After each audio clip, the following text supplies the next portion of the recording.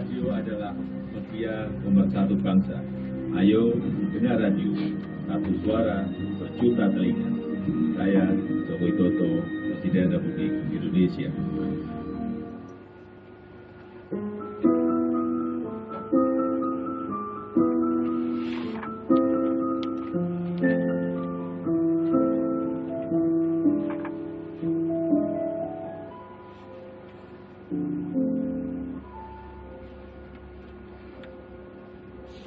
Assalamualaikum warahmatullahi wabarakatuh.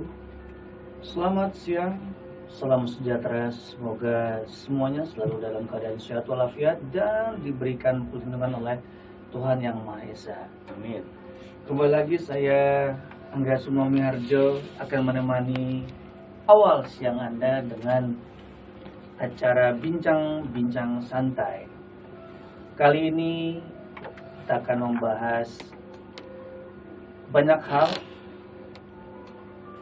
diantaranya adalah masih tentang masalah kesehatan yang sepertinya saat ini mulai banyak orang yang ingin tahu tentang masalah kesehatan sebenarnya, di samping lagi maraknya isu undang-undang cipta kerja. Wah, mantap. Menggemparkan di tengah malam. Ya, tapi biarlah. Walaupun sedang ramai-ramai, kita masih tetap menghimbau untuk semuanya di sana yang sedang menyuarakan pendapatnya tetap dalam koridor-koridor yang baik, penyampaian-penyampaian yang baik, juga tetap mematuhi protokol kesehatan. Karena jangan sampai dalam menyampaikan aspirasi malah Membuat klaster baru. klaster baru. Ini yang jangan sampai terjadi.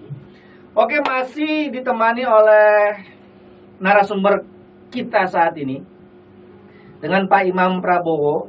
Siap. Beliau adalah seorang dosen di Fakultas Farmasi Universitas. Oh bukan, Prodi Farmasi FKUPN. Oh iya. Itu alma mater saya. Fakultas Farmasi alma mater saya. Oke. Fakultas Farmasi. Mungkin pendengar kita nanti kan kita akan share dengan video juga. Mungkin ada yang mau lihat wajahnya Pak Imam. Betul ada saudaranya sama Pak Imam Prabowo nggak gitu kira-kira? Siap. Oke. Sehat Pak Imam? Alhamdulillah sehat. Sayang sekali ya kita beberapa saat nggak bisa live. Jadi untuk Anda yang mau coba ikutin perbincangan kita, itu bisa langsung di radioinyongindonesia.com atau bisa cari live streaming Radio Inyong di Google, itu insya Allah udah dapat. Yang lainnya juga bisa cek di gelombang kita AM Stereo 549. Oke, langsung saja Pak. Tanpa basa-basi. Tanpa basa-basi. Oke, kita kemarin perbincangan kita yang beberapa minggu yang lalu kita adalah ngomongin tentang masalah obat. Siap. Kemarin kita ngomongin obat dari segi secara umum, lebih ke medis ya, lebih ke ya kalau orang-orang bilang lebih seperti kedokteran lah. Sekarang yang kita mau bahas itu dari segi herbal ya Pak? Ya, siap. Nah, sekarang kita mau coba membahas sisi kesehatan dari segi herbal. Apakah itu bertolak belakang dengan dunia medis atau bisa disejajarkan? Bahasanya ya. Berat nih. Kalau pusing ngopi dulu kalau pusing. Oke. Pak Imam, saya coba mau lebih tahu tentang apa sih itu herbal. Ya, jadi menarik ya. Herbal itu salah satu dari bisa dibilang pengobatan yang sedang berkembang pada saat ini. Jadi selain obat sintetis yang kita bahas kemarin, itu ada dari herbal. Biasanya ekstrak, kemudian juga ada yang mungkin sudah vaksinasi gitu, mungkin juga bahkan sudah ada yang membuat isolat gitu. Cuma untuk isolat ini saya belum menemukan ya. Mungkin di Indonesia ini masih berupa ekstrak. Sebentar Pak, sebentar. Ya. Apa itu isolat? Apa itu? Gini. Waduh, kan kita tahu hanya obat herbal itu adalah Ya. kumpulan-kumpulan, misalnya ada yang dari tanaman, Ya. ada yang dari buah, kemudian dijadiin satu, jadilah di herbal. Siap. Apa itu isolat? Apa ini nggak ngerti nih kita. Oke. Jadi kalau ekstrak itu yang kita biasa gunakan ya. Misalnya kalau misalnya kita badannya pegel-pegel gitu, biasanya kan ada daun sirsak ya. Daun sirsak yang Ya. udah agak tua gitu. Ah. Kemudian ya sekitar Direbus. 5 sampai 6 lembar direbus, kemudian diminum. Itu ekstrak. Ekstrak. Nah, itu Oke. tekniknya namanya maserasi. Gitu. Itu Jadi teknik yang seperti itu namanya maserasi. maserasi. Oke. Iya. Gitu. Jadi direndam saja gitu. Nah, itu yang paling sederhana lah ya, tapi nggak mengubah manfaatnya gitu. Tetap ada manfaatnya. Oke, ini Betul. kalau nggak ikut talk show kita yang bincang-bincang santai, insya Allah pendengar nggak tahu apa itu maserasi. saya juga baru tahu ini. Oh, ternyata prosesnya mengekstrak itu Iya. namanya maserasi. Salah Oke, satu salah tekniknya. satunya. Mm-mm. Lanjut. Kemudian kalau maserasi itu bahasanya kita teh-tehan lah ya gitu. Ya. Jadi direndam aja gitu. Kemudian ada yang menggunakan alat kayak perkolasi, skletasi. Nah, itu udah advance lah ya gitu. Biasanya skala industri lah gitu. Kalau di rumah tangga sepertinya jarang. Kalau saya sih suka melihatnya yang bertebaran itu ya yang maserasi ini gitu. Oke, jadi itu pun ada, kalau kasarannya seperti kualitas-kualitasnya ya. Ada yang home production, ada home production lah ya. Hmm, Kalau produksi rumahan, ada juga yang udah skala pabrik. industri. Ya. Oke. Itu teknik-tekniknya seperti itu. Hmm. Kemudian misalnya kita mau kan tanaman itu ada banyak senyawanya ya. Betul. Ada metabolit primer sama metabolit sekunder. Kalau primer itu yang paling banyak yang ada di tumbuhan ya ada selulosanya. Nah, itu primer iyalah orang lebih dari 50% kan gitu. Nah, yang kecil-kecil itu namanya zat-zat berkhasiat, namanya metabolit sekunder. Gitu. Ada yang Ada namanya yang primer, ada yang sekunder. Nah, Oke. kalau sekunder ini yang jumlahnya kecil tapi memiliki efek gitu. Nah, ini yang diincar biasanya. Oh, Gitu. gitu. Ya. Ini yang dicari lah Pak oleh para herbalis. Iya. Oleh kita juga sebagai pengguna. Oke. Lanjut, terus? Ya, jadi misalnya kita pengennya nih lebih lebih selektif lagi nih. Misalnya kan kalau misalnya kita cuma ekstrak kan berarti semua senyawanya ada di situ. Nah, kita pengennya cuma senyawa tertentu doang. Nah, itu namanya vaksinasi. Vaksinasi. Jadi dari ekstrak itu bisa dipilih-pilih mana aja yang mau kita pakai. Difraksi. Itu namanya vaksinasi. Dengan biasanya campuran pelarut. Kalau misalnya tadi kan kita teh-tehan yang sirsak tadi pakai air. Gitu. Kemudian kalau misalnya vaksinasi ini biasanya dikombinasi gitu dengan misalnya air etanol, air aseton dan lain sebagainya gitu. Jadi nanti dapat fraksi yang udah istilahnya ya dari 100% tinggal 50% lah gitu. Oke. Nah, misalnya kita mau lagi yang lebih spesifik gitu. Kita pengen mengembangkan zat aktif baru misalnya ya. Ya, betul. Kan sekarang lagi gempar-gemparnya ya. Impres betul. nomor 6 tahun 2016 tentang transformasi dunia industri farmasi gitu. Kita kan Karena beranjak ke herbal sekarang. ya, jadi kita mencari senyawa aktif dari tanaman akhirnya. Itu gitu. emang berapa tahun ini baru ya? Sebenarnya sih udah lama ya, dari saya kuliah 2007 juga udah banyak sih yang penelitiannya ke arah isolasi. Oke. Nah, dapat tuh isolat. Nah, isolat itu adalah senyawa spesifik, jadi cuma satu ya. Kalau tadi kan banyak banget tuh. Kalau ekstrak tuh ya bisa puluhan lah, anggap aja ya, puluhan atau ratusan gitu. Nah, kalau divaksinasi udah tinggal mungkin satuan sampai puluhan gitu. Sedangkan kalau isolat ya tinggal satu gitu. Tinggal satu senyawa yang berkhasiat. Itu adalah isolat. Yes. Perbedaan antara herbal Ya. dengan obat sintetik itu apa? Ya, kalau obat herbal kan tadi diperoleh dari tanaman ya. Sementara sintetik itu biasanya kita dari sintesis gitu, dari campuran bahan-bahan kimia. Itu misalnya paracetamol nih. Kan sekarang lagi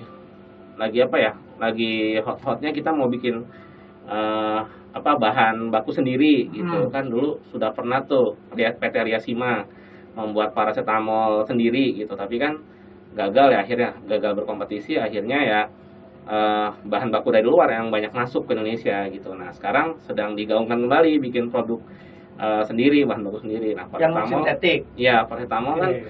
dari jalur fenol bisa, jadi di fenol dikombinasi dengan berbagai macam reagen ya, reagen atau reaksi gitu, nanti baru jadi paracetamol. Sedangkan kalau herbal ini ya berarti dari tanaman gitu, khusus tanaman gitu. Jadi nanti zat aktifnya dari dalam tanamannya gitu.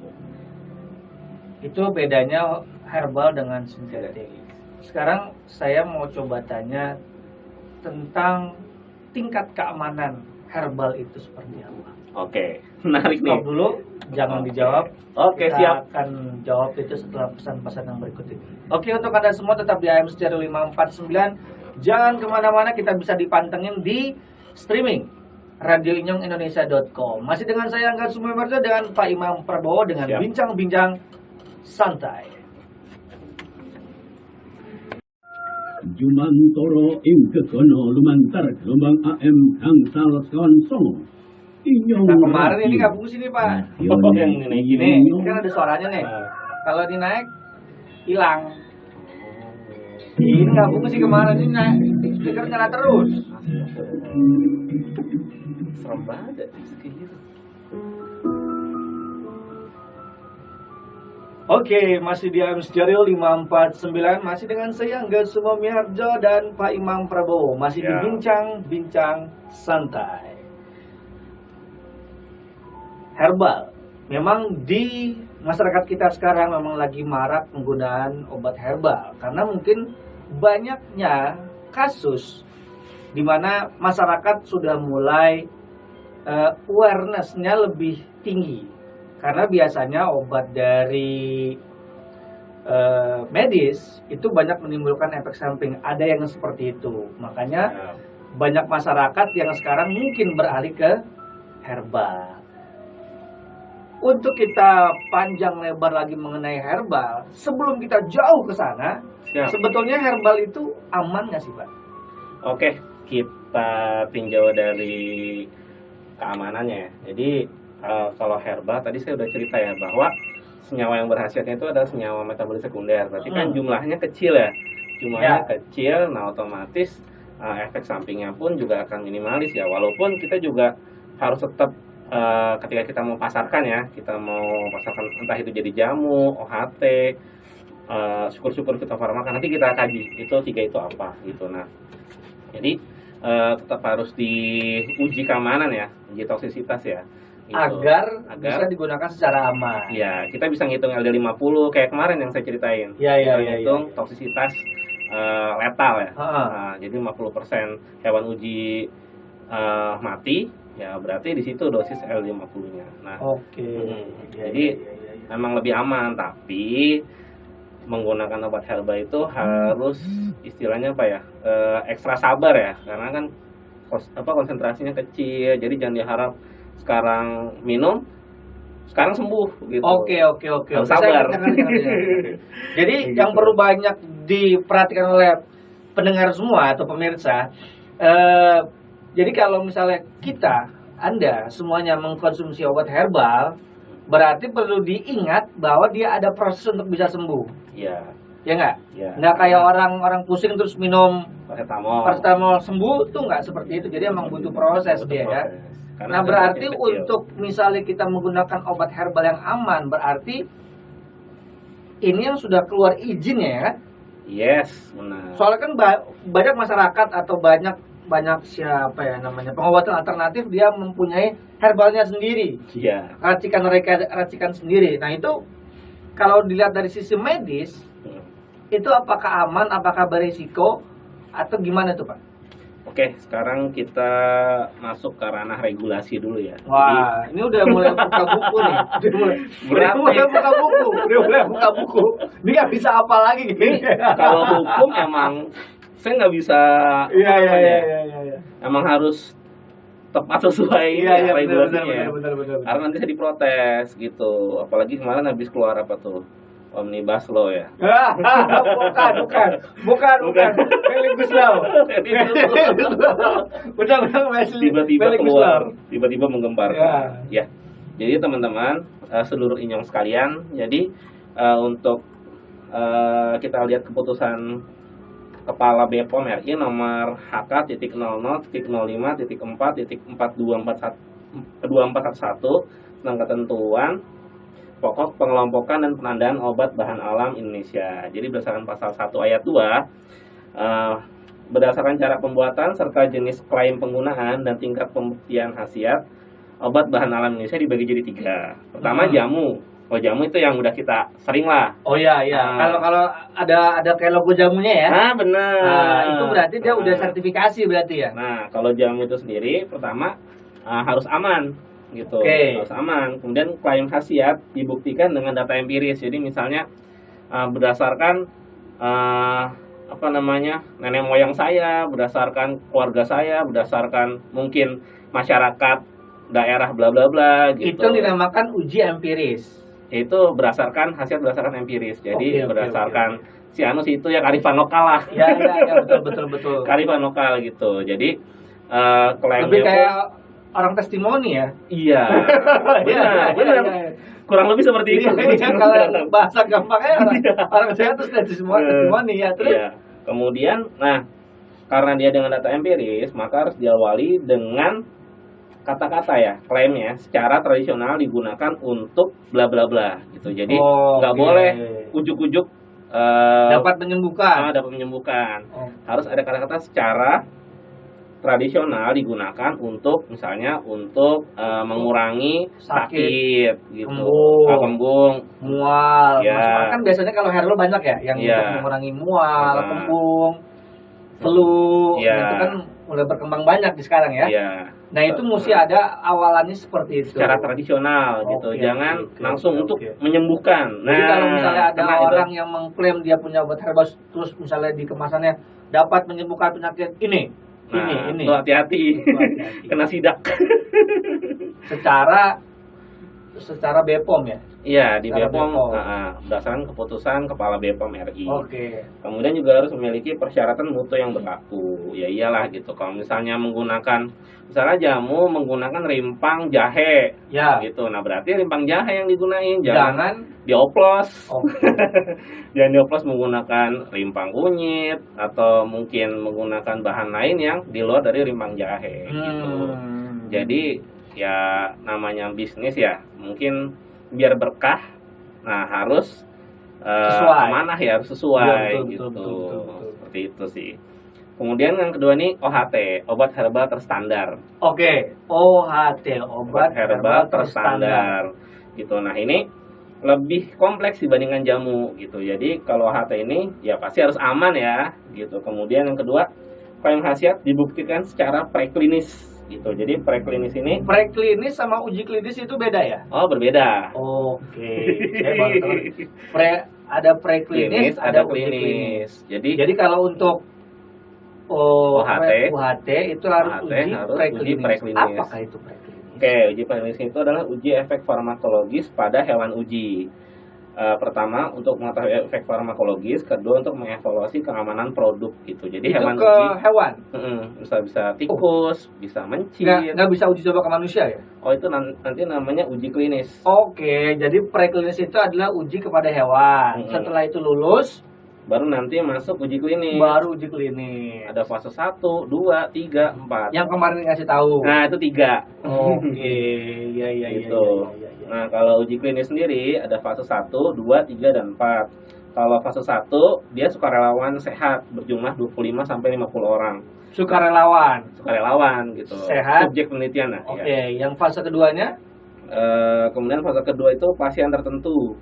Nah, ini biasanya harus pasien yang memiliki penyakit yang istilahnya dalam tanda kutip akan disembuhkan oleh obat X. Oke, gitu. Yang terindikasi mungkin dengan minum herbal ini dia bisa sembuh. Yes. Oke, itu fase keduanya. Fase 2. Nah, ada dibagi jadi 2A dan 2B. 2A itu menentukan dosis, 2B itu menentukan efikasi dari obat tersebut. Efikasi itu adalah efek. Efek gitu. Misalnya efek dia berefek dia berefek enggak terhadap pasien X, Y, Z gitu yang tadi kita. Baik itu efek jelek maupun efek sehat. Ya, jadi nanti kan dikasih kayak lembaran setiap Pokoknya visit ada data apa istilahnya tuh?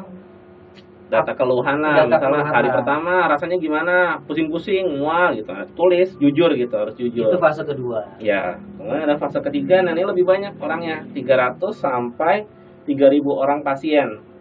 Dan dia harus multi center. Jadi harus Berapa? ada 300 sampai 300 sampai 3.000 orang pasien. Wow. Gitu, dan ini Banyak harus ya? iya, dan harus multi center. Jadi nggak boleh misalnya di Kalimulya doang. Oh. Misalnya di Kalimulya, Itu selama uji coba itu si pasien berarti stay di situ apa dia boleh kalau misalnya kemana-mana gitu? biasanya sih di karantina ya. Karantina ya.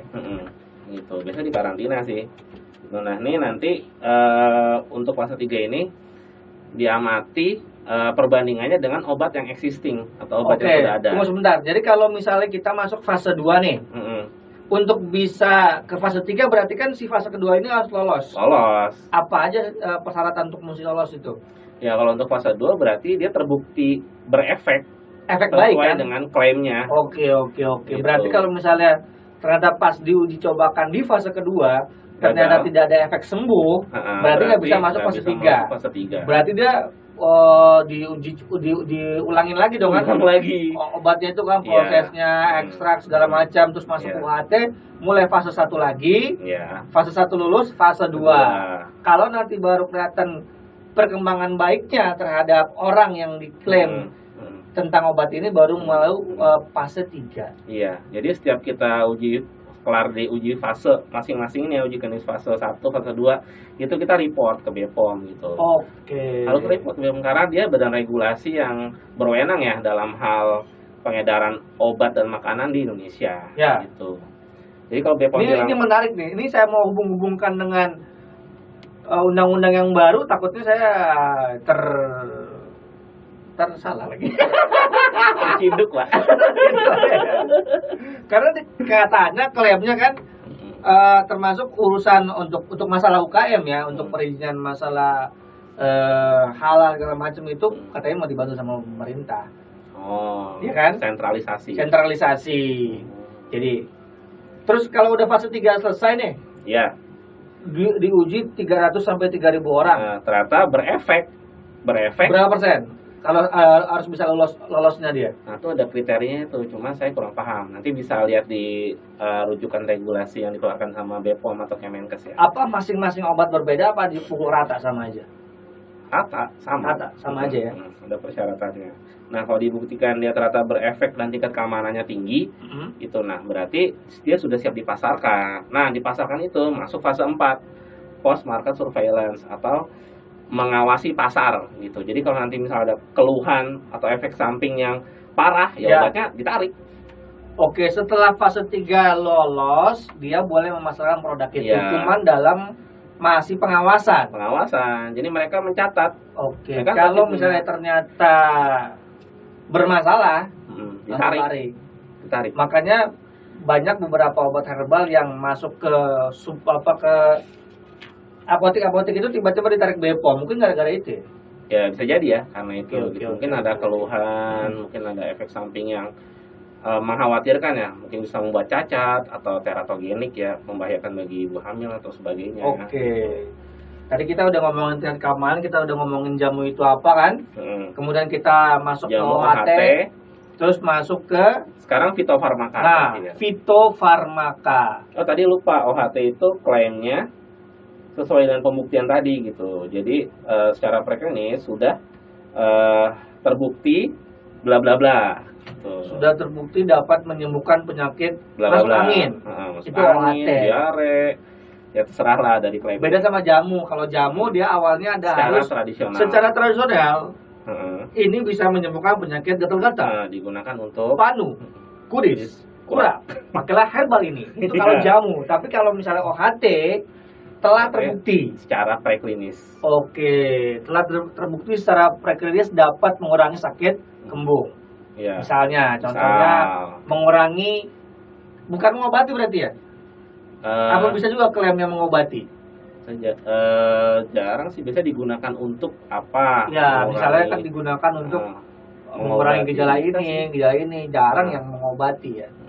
Walaupun ada ya, kayak ada beberapa brand ya memang mereka secara kualitas robust gitu, tangguh, terbukti Oke. mengobati penyakit X gitu. Oke. Fitofarmaka. Nah, kalau ini udah paling Makanan tinggi apa nih. ini fitofarmaka?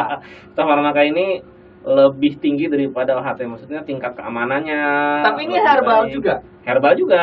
Ini tingkatan tertinggi. Jadi udah uji klinis kalau ini harus. Kalau Jadi ini kalau misalnya preklinis. saya nih Nah, datang ke apotek, Pak, Mbak, saya mau minta herbal yang fitofarmaka. ada beberapa. Orang Tapi ngerti belum nggak tuh? banyak.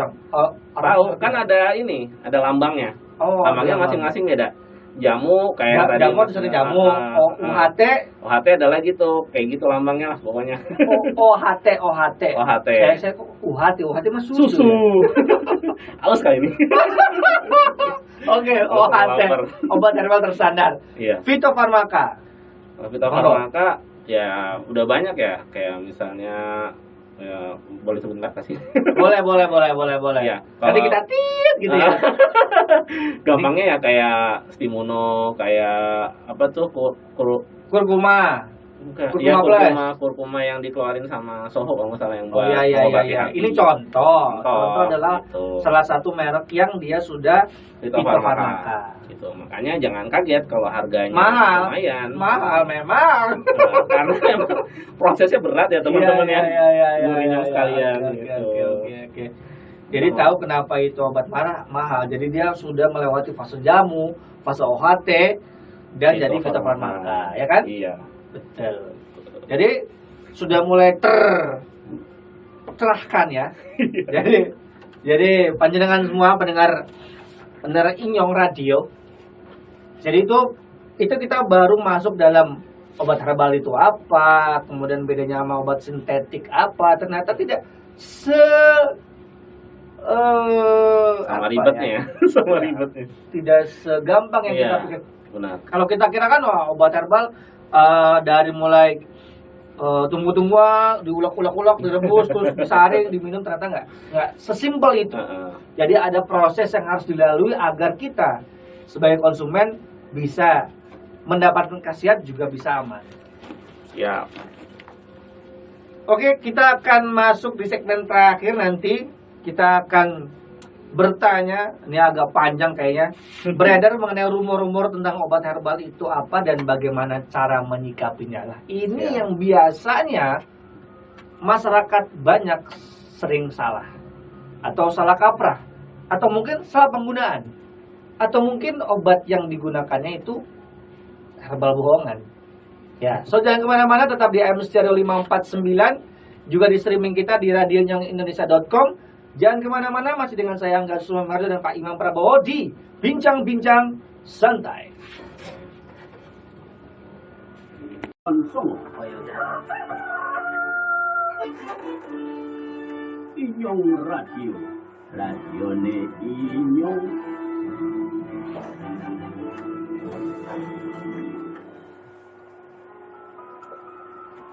Oke, masih di AM Stereo 549.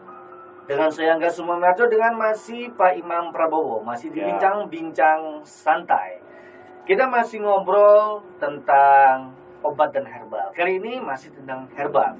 Sudah banyak yang kita bahas tadi, dari apa itu herbal, kemudian bedanya dengan obat sintetik itu apa, lalu perbedaannya dengan jamu, terusnya obat herbal terstandar OHT, dan juga obat-obat seperti fitofarmaka.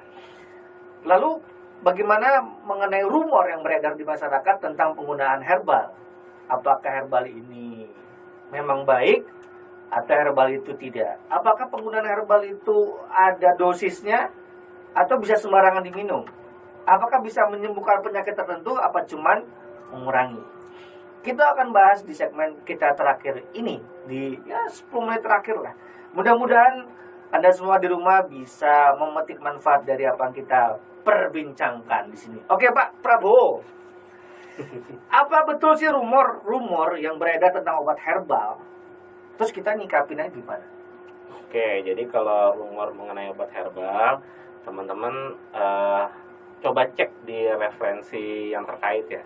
Kalau misalnya di Gramet banyak kok buku-buku mengenai farmakologi herbal gitu, atau misalnya karya-karya dosen farmasi juga banyak yang istilahnya mengkaitkan ya antara obat herbal dengan kesehatan itu sendiri gitu. Misalnya kayak jahe bisa buat masuk angin gitu, kemudian kumis kucing, daun kumis kucing yang maksud saya. Iya. Kumis kucing Bukan, buat bukan batuk kucing ginjal. diambil kumisnya tarik-tarik ya. Tolong. Atau sifon, folium. Oke, jadi ini salah satu himbauan agar nanti tidak disinformasi. Ya, jadi Jadi harus boleh ambil literasi-literasi yang Ya. beredar di toko buku. yes. Kalau Nah, misalnya kita orang yang kayaknya orang Indonesia agak susah baca ya. bukan rahasia umum ya. Rata-rata orang Indonesia yang baca itu, Masya Allah. Jadi dia lebih enak beredar aja baru. Ya. Jadi kalau dari saya sih sarannya misalnya malas baca nih. Nah ini pasti yang ditunggu-tunggu misalnya pasti pada ngacung tuh. Oke, saya malas baca. Apa yang saya mesti tahu untuk biar dapat herbal yang lebih baik dan aman? Oke, jadi pertama teman-teman bisa konsultasi juga ke apoteker setempat gitu. Misalnya di apotek mana yang terdekat gitu. Tanya ke apotekernya, Bu, Pak, bener nggak sih kalau kita menggunakan obat bla bla bla gitu bisa nyembuhin ini? Nah nanti dari apoteker ya pasti karena sudah pernah studi ya, sudah pernah menyelesaikan prodi S1 farmasi dan apoteker pun pasti akan paham. Oh berarti saya harus cari literasi di XYZ gitu. Oke. Itu yang paling gampang. Jadi kalau kita mau beli sesuatu herbal, itu lebih baik di apotek berarti ya. Tanya ke apotekernya dulu. Ya. Terus detailnya apa segala macam minta kasih tahu sama apotekernya. Iya. Kalau apotekernya nggak bisa menjelasin berarti ganti apotek. Iya benar. Betul. Atau Soalnya memang ada apoteker itu dia nggak bisa jelasin, Mas. Oh. Kan saya Kasihan punya ya. langganan ya di apotek ya. Pegawainya ada 3 nih. Saya niteri satu orang ini, cowok lah Mas, siapa namanya. Itu dia pinter neranginnya, Mas. Gini. Kita kan jadi wah, Enak oke ya. nih. Yang satu lagi nggak bisa. Tapi dia tahu obat. Iya. Cuman untuk nerangin ke kitanya itu dia agak susah. Nah, kalau misalnya panjenengan semuanya dapat yang seperti itu, coba ganti apotek. Benar, apotek banyak kok teman-teman. Itu kalau ke apotek. Kalau misalnya kita ke toko herbal, kan Jadi, banyak sekarang toko ya, herbal, Mas. Benar. Kalau dari saya sih karena ini obat, kan herbal termasuk obat ya. Ya, betul. Nah ini specified atau pengetahuannya terspesifikasi di teman-teman apoteker gitu. Kalau dari saran saya sih ke apoteker. Atau kalau punya misalnya kenalan tetangga atau anak yang masih mahasiswa gitu, coba cari search gitu di scholar.google gitu. Carinya di Google gitu, google.co.id, SCHOLAR, scholar.google.com. Itu kalau kebuka apa isinya, Mas? Nah, habis itu cari search di situ misalnya effect of, atau misalnya bahasa Indonesia nggak apa-apa. Kalau bahasa Indonesia berarti nanti keluarnya bahasa Indonesia gitu. Tapi kalau bahasa Inggris ya keluar nanti jurnalnya bahasa Inggris. Nah, gitu kita nyari artikel ilmiah kayak gitu. Berarti dari penjelasan Pak Prabowo ini adalah dalam kita menyikapi masalah kesehatan, berarti kita tidak boleh minim informasi. Ya, benar. Jadi masyarakat perlu nih awareness tentang obatan, tentang herbal itu lebih diperdalam. Walaupun memang karena situasi seperti ini kita tidak boleh banyak menemukan berita-berita bohong. Iya. Sehingga nanti akan menyebabkan ketakutan dan kepanikan. Jadi panjenengan semuanya, walaupun usia mungkin sudah tidak muda atau memang sudah tua, tapi untuk mencari informasi bukan hal yang membatasi usia, betul nggak? Iya, benar. Jadi mungkin semakin tua mesti semakin lebih bijak ya. Iya, setuju ya. Gitu. Kalau saya sih biasanya ya menyikapi hoax kesehatan ya. Kan biasanya tuh menurut dokter bla bla bla bla bla. Ya. Nah, kalau itu saya buka scholar.google.com, Ya. kemudian saya copy paste namanya beliau yang ada di situ. Oke. Kemudian saya enter, saya lihat penelitiannya kayak apa. Ada yang penelitiannya teknologi apa namanya kemarin teknologi material. Ya. Loh, kok teknologi material tentang kesehatan nih nggak masuk akal gitu. Terus saya cari jurnal-jurnalnya Ternyata berkaitan sama kesehatan gitu. Sehingga terbantahkan kalau berita itu tidak benar. Ya, kemudian pertama dari autornya ya, dari si Penerbit. yang, apa ya, yang ngomong gitu. Oh, iya, Untuk iya, kesehatan. iya, iya, Kalau iya, iya. sudah salah, berarti bawahnya meragukan gitu. Kemudian bawahnya kelihatan seperti hiperbolik gitu. Nah, kalau hiperbolik seperti ini benar-benar harus jadi suatu perhatian khusus ya. Coba dilihat di artikel-artikel mana gitu, atau tanya kepada apa namanya apoteker setempat ya gitu, yang terdekat dari sedulur inyong sekalian. Oke, Gitu. jadi begitu. Jadi kalau misalnya ada informasi tentang satu berita kesehatan yang ternyata isinya itu terlalu menghiperbolakan, Iya. membesar-besarkan, lebay lah bahasanya, menakut-nakuti. Nah, sebaiknya sedulur inyong itu panjenengan coba cek, cross check.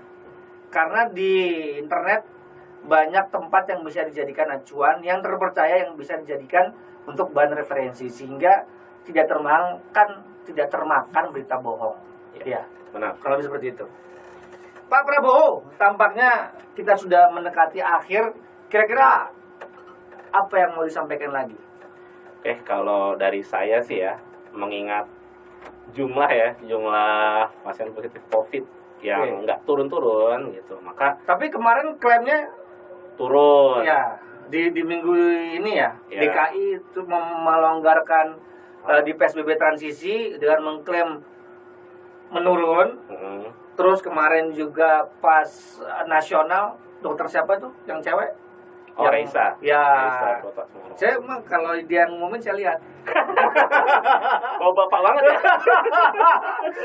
Karena kalau yang ngumumin yang satu lagi tuh, Aduh, sepertinya malu. membawa berita kematian. Nggak ada pencerahan. Kalau yang dokter Raisa itu, mencerahkan ya. Mencerahkan ya. Alhamdulillah. Oke. Ya, kalau dari saya sih tetap patuhi protokol kesehatan ya teman-teman ya. Saya tahu teman-teman atau seluruh inyong ya di sini ngomongnya, seluruh inyong sekalian sudah mulai bosan, kemudian sudah penat. Tolonglah gitu. Di sini perjuangan kita tetap di rumah. Kalau memang tidak ada hal yang urgent ya, yang penting untuk keluar, di rumah aja teman-teman. Kemudian gunakan masker. Memang masker itu sesek ya, tapi lebih sesek lagi kalau teman-teman nanti masuk ICU. Betul, Pakai ventilator betul. gitu. Saya pakai masker ya, cuman udah dites kemarin, alhamdulillah sudah baik, jadi boleh ya. Karena kalau ini suara saya jadi jelek. Oke. Siap. Gitu, teman-teman. Oke, terima kasih matur nuwun sangat Pak Prabowo. Mudah-mudahan kita bisa bincang-bincang lagi di minggu Siap. depan, tetap di hari yang sama, insya Allah setiap hari Selasa, jam 10:30 sampai jam 11:30. Insya Allah nanti ada siaran ulangnya, mudah-mudahan di weekend, entah itu hari Sabtu atau hari Minggu, jamnya sama. Siap. Oke, kita akan membahas apa lagi minggu depan? Asik. Biar penasaran, saksikan minggu depan. Oke, terima kasih semuanya. Mudah-mudahan apa yang kita sampaikan, apa yang kita bincangkan hari ini bisa bermanfaat untuk Anda semuanya. Tetap stay safe di rumah, tetap patuhi protokol kesehatan, tetap menjaga jarak, cuci tangan, dan pakai masker. Ya. Saya Angga Sumamarto dan Imam Prabowo. mengucapkan banyak terima kasih. Apabila ada kurang lebihnya kami mohon maaf yang sebesar-besarnya. Assalamualaikum warahmatullahi wabarakatuh. Waalaikumsalam warahmatullahi wabarakatuh.